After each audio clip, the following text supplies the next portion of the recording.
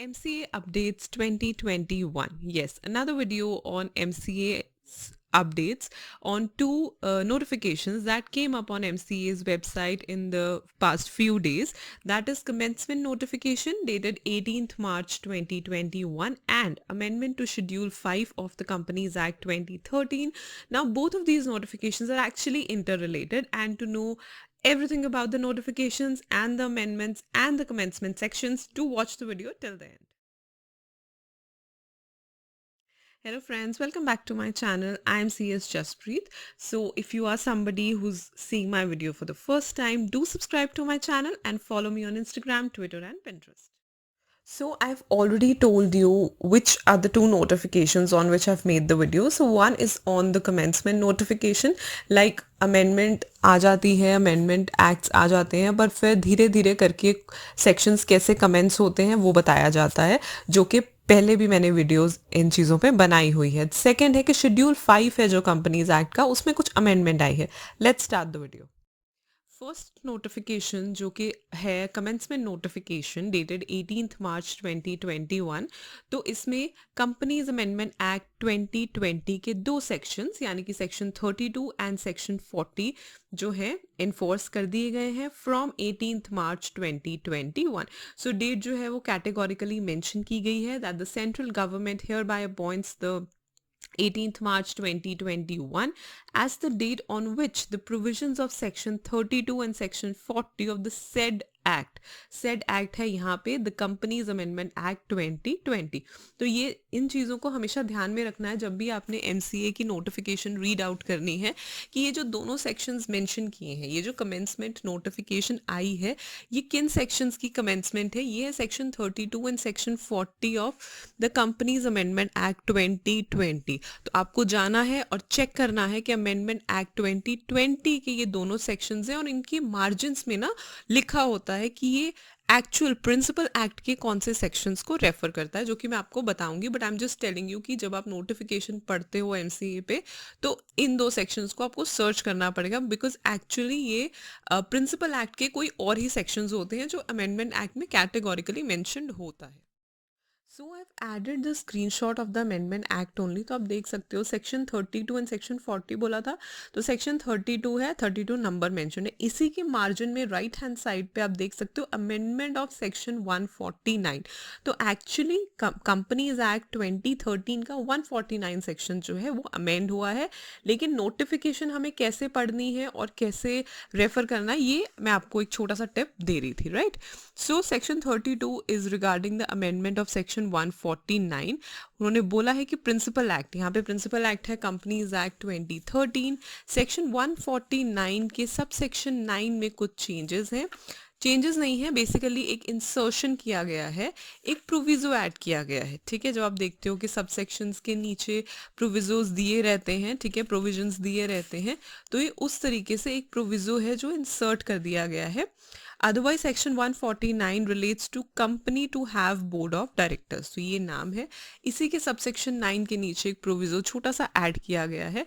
आप देख सकते हो नीचे मैंने सबसेक्शन 9 भी ऐड किया है जिसमें ये चीज़ लिखी हुई है that notwithstanding anything contained in any of the provision of this act but subject to the provisions of section 197 and 198, an independent director shall not be entitled to any stock option and may receive the remuneration by way of fee जो कि mentioned होती है 197 subsection 5 में.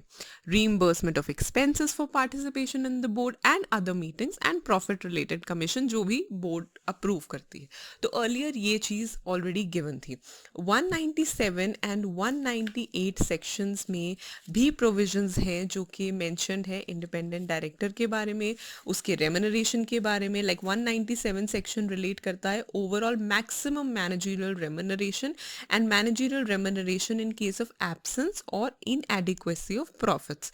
तो 197 में जो provisions हैं, ठीक है, जैसे कि लिखा ना notwithstanding anything contained in any other provision, तो किसी भी प्रोविजन को रेलेवेंट नहीं रखा गया but subject to the provisions, लेकिन इन दो सेक्शंस की प्रोविजंस को देखा जाएगा। उन्होंने बोला कि इंडिपेंडेंट डायरेक्टर को कोई स्टॉक ऑप्शन नहीं मिलेगा, लेकिन रेम्यूनरेशन मिलेगी, जो कि 197 सबसेक्शन 5 के हिसाब से जो उसके एक्सपेंसेस हैं पार्टिसिपेट करने जब वो आता है वो आपको रीइम्बर्स करने पड़ेंगे बोर्ड मीटिंग्स के लिए या और किसी मीटिंग्स के लिए, और जो भी प्रॉफिट रिलेटेड कमीशन जो ऑलरेडी जो बोर्ड ऑफ मेंबर्स ने अप्रूव किया हुआ है, ठीक है। इसमें एक प्रोविजो इंसर्ट किया है which is provided that if a company has no profits or its profits are inadequate, an independent director may receive remuneration exclusive of any fees payable under subsection 5 of section 197 in accordance with the provisions of schedule 5। जैसे कि मैंने आपको शुरू में बोला कि ये दोनों नोटिफिकेशंस इंटर रिलेटेड हैं। अब शेड्यूल 5 में भी अमेंडमेंट है जो आप आगे चल के देखोगे। सो इसमें बोला है कि अगर कंपनी की प्रॉफिट ही नहीं हुआ कंपनी का, ठीक है, या इनएडिक्वेट है मतलब कि सफिशिएंट नहीं है प्रॉफिट, ठीक है, कम है, इनएडिक्वेट मतलब कम है, तो इंडिपेंडेंट डायरेक्टर को रेम्यूनरेशन मिल सकती है एक्सक्लूसिव ऑफ एनी फी, ठीक है, फीस तो मिलेगी ही उससे, रेम्यूनरेशन भी मिल सकती है in accordance with the provisions of schedule 5। तो शेड्यूल 5 को हम आगे पढ़ेंगे, अभी ये प्रोविजन जो है वो ऐड हो गया है। So basically when I will reach there तब आप उसे इंटर रिलेट प्रॉपर्ली कर पाओगे। दूसरा सेक्शन जो अमेंड हुआ है, as I told you, section 40 था, ठीक है। सेक्शन 40 में आपको पता चल जाएगा कि इसके लेफ्ट हैंड साइड के मार्जिन में है अमेंडमेंट ऑफ सेक्शन 197। अभी मैंने बताया 197 एक्चुअली कि मैक्सिमम मैनेजरियल रेम्यूनरेशन ओवरऑल में कितनी होनी चाहिए एंड इन केस एब्सेंस और इनएडिक्वेसी ऑफ प्रॉफिट में कितनी होनी चाहिए रेम्यूनरेशन, उस चीज से ये सेक्शन जो है रिलेट करता है 197। इसके सबसेक्शन 3 में after the words whole time director और मैनेजर कुछ वर्ड्स जो हैं ऐड हुए हैं, जो कि है any other non executive director including an independent director, ठीक है। तो इसमें जैसे आप नीचे देखोगे कि notwithstanding anything contained in subsections 1 and 2 but subject to the provisions of schedule 5। क्योंकि शेड्यूल 5 में भी चेंजेस हैं तो ये इंटर रिलेटेड चेंजेस हैं, इंटर रिलेटेड नोटिफिकेशंस हैं जो कमेंट्स हुई हैं या जो इन्फोर्स हुई हैं, आप ये चीज़ बोल सकते हो। अब कंपनी के पास प्रॉफिट ही नहीं है या प्रॉफिट इनएडिक्वेट है, company shall not pay to its directors including any managing और होल टाइम डायरेक्टर और मैनेजर, ठीक है। पहले यही था, by way of remuneration any sum exclusive of any fees payable to directors, ठीक है। सो फीस तो उन्हें देनी है, ठीक है, एक्सक्लूसिव ऑफ एनी फीस, उन्हें कोई रेम्यूनरेशन नहीं मिलेगा अगर कंपनी के पास प्रॉफिट नहीं है, अगर कंपनी का प्रॉफिट जो है इनएडिक्वेट है, but subject to the provisions of schedule 5। ये हर जगह पे आप देखोगे, लास्ट लाइन में भी यही लिखा है, here under accept in accordance with the provisions of schedule 5। तो शेड्यूल 5 तक आपको पता चल जाएगा कि वहाँ पे भी रेम्यूनरेशन का मेंशन प्रॉपर है तो क्या है। अब यहाँ पे जहाँ पे पहले था कि मैनेजिंग डायरेक्टर को नहीं देनी, होल टाइम डायरेक्टर को नहीं देनी, मैनेजर को नहीं देनी रेम्यूनरेशन, और any other non executive director भी अब उन्होंने डाल दी including an independent director subject to the provisions of schedule 5। तो शेड्यूल 5 में क्या प्रोविजंस हैं वो आप देख लोगे, बस यहाँ पे ये वर्ड्स जो है वो ऐड हो गए हैं। So moving further to the next notification which was regarding the amendment to Schedule 5 of the said Act, ठीक है। तो Schedule 5 जो Companies Act 2013 का है उसमें एक Part 2 है remuneration का। I would suggest you after you end the video go and Google Schedule 5 of Companies Act 2013, book है तो बुक में से भी आप देख सकते हो, that is up to you। तो वहाँ पे आप देखोगे कि Part 2 में remuneration सारी दे रखी है। तो यहाँ पे Section 1 में इन द फर्स्ट पैरा जहाँ पे मैनेजरियल पर्सन और पर्सन्स हैं उसके आगे और अदर डायरेक्टर और डायरेक्टर्स बोर्ड जो है वो उसने इंसर्ट कर दिया है। लेट मी टेल यू कि जो सेक्शन 1 है पार्ट 2 रेम्यूनरेशन का, that is basically remuneration payable by companies having profits, ठीक है। तो जो भी कंपनीज के जिनके प्रॉफिट्स हो रहे हैं उन्हें कैसे कैसे रेम्यूनरेशन देनी है, तो यहाँ पे उन्होंने बताया है कि कंपनी हैविंग प्रॉफिट्स उसे मैनेजरियल पर्सन या पर्सन को not exceeding the limit specified in such sections, ठीक है, जो भी लिमिट स्पेसिफाइड है उससे ज़्यादा नहीं देनी है। तो जहाँ पे लिखा है कि मैनेजरियल पर्सन और पर्सन्स वहाँ पे और अदर डायरेक्टर और डायरेक्टर्स, तो ये वर्ड्स जो हैं वो उन्होंने ऐड कर दिए हैं कि along with managerial person and persons directors का भी जो है रेम्यूनरेशन अगर आपकी कंपनी का प्रॉफिट है तो इससे ज़्यादा नहीं होना चाहिए, ठीक है। जहाँ पे पहले सिर्फ मैनेजरियल पर्सन या पर्सन्स थे, अब वहाँ पे डायरेक्टर और डायरेक्टर्स भी ऐड उन्होंने कर दिया है।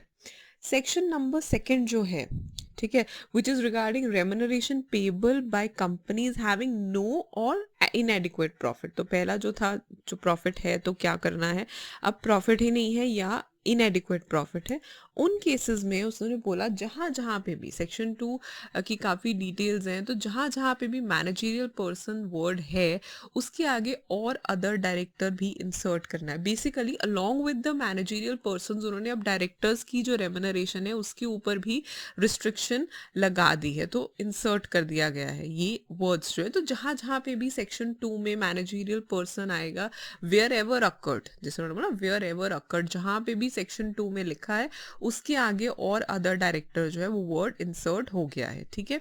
और जो टेबल ए है वो भी सब्स्टिट्यूट कर दिया गया है। I tell you what is in table A.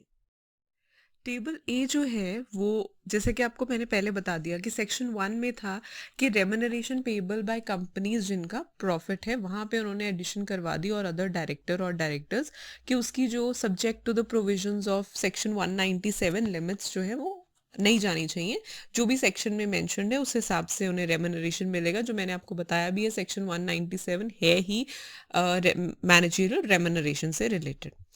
Now in case जब प्रॉफिट नहीं हो रहा या इनएडिक्वेट प्रॉफिट है, तो उन्होंने दो टेबल्स दिए हैं, पॉइंट ए एंड बी। तो यहाँ पे जो टेबल ए है वो सब्स्टिट्यूट हुआ है, जहाँ पे उन्होंने बताया है कि अगर इफेक्टिव कैपिटल जो है वो कितनी कितनी होगी और उससे रिलेटेड कितनी लिमिट है मैनेजरियल पर्सन की और अदर डायरेक्टर की। जैसे कि अगर इफेक्टिव कैपिटल नेगेटिव है या लेस देन 5 करोड़ है, तो मैनेजरियल पर्सन को 60 लाख तक मिल सकता है पर ईयर, ईयरली रेम्युनरेशन है, और डायरेक्टर को, अदर डायरेक्टर को 12 लाख तक।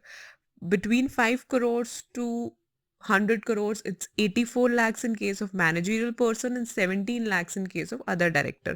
100 to 250, it's 120 lakhs in case of a managerial person and 24 lakhs in case of other director. And 250 crores and above के केस में 120 lakhs plus 0.01% of the excessive capital in excess of 250 से ज़्यादा जितना भी capital उसका 0.1%। Same goes with this director, just 24 lakhs हो जाएगा। 24 lakhs plus 0.01% of the capital which is in excess of the 250 crores। तो ये जो है ये लिमिट सेट हुई है, ये टेबल सब्स्टिट्यूट हुआ है। अब सेक्शन 3 में उन्होंने फिर वही बात की जहाँ पे मैनेजरियल पर्सन है, एक्सेप्ट इन क्लॉज 1, वहाँ सब जगह पे अदर डायरेक्टर ऐड होगा या अदर डायरेक्टर्स ऐड होगा। अब आप बोलो कि अदर डायरेक्टर या अदर डायरेक्टर्स की एक्सप्लेनेशन भी उन्होंने दे दी है सेक्शन 1 में, सेक्शन 2 में, सेक्शन 3 में। अदर डायरेक्टर का मतलब है नॉन एग्जीक्यूटिव डायरेक्टर और एन इंडिपेंडेंट डायरेक्टर, जो आपको मैंने बताया कि शुरुआत से लिंक होता है कि जहाँ पे सेक्शन 197 में जो अमेंडमेंट आई थी, जो मैनेजरियल पर्सन के साथ ये अमेंडमेंट आई थी ना कि इंक्लूडिंग एन और any other non executive director including an independent director, तो यहाँ पे भी जितनी चेंजेस आई हैं वो अदर डायरेक्टर का मतलब है नॉन एग्जीक्यूटिव डायरेक्टर और एन इंडिपेंडेंट डायरेक्टर। तो ये बहुत इंपॉर्टेंट है, इंटर रिलेटेड है, इंटर रिलेटेड ही चेंजेस आते हैं सेक्शन में, शेड्यूल्स में, क्योंकि ऑब्वियसली शेड्यूल्स, रूल्स, सेक्शन सब एक दूसरे से रिलेटेड है। So this is the video on the amendment of this schedule 5 and the commencement of two sections of Companies Act 2013. Hope you found the video informative. Do hit the like button and subscribe to my channel if you've not done it yet, and share this video as much as you can. Thank you. Bye.